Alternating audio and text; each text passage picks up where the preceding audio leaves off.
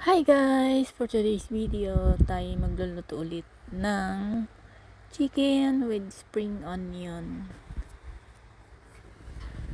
So, Chinese style pa rin tayo. So, ayan, maglalagay tayo ng ginger. And then, nag-brown na yung ginger, lagay na natin yung manok.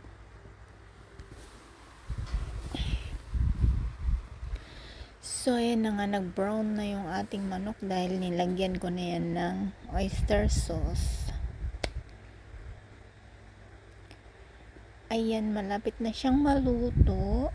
So, ilalagay na natin yung kanyang spring onion.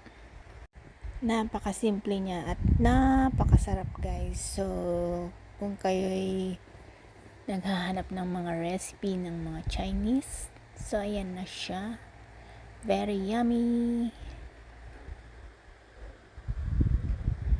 Diba ang ganda? Masarap niyan.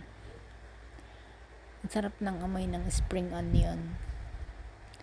So, try na po.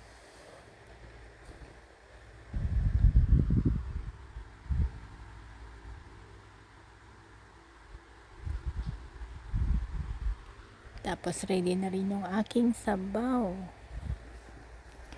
Buto-buto.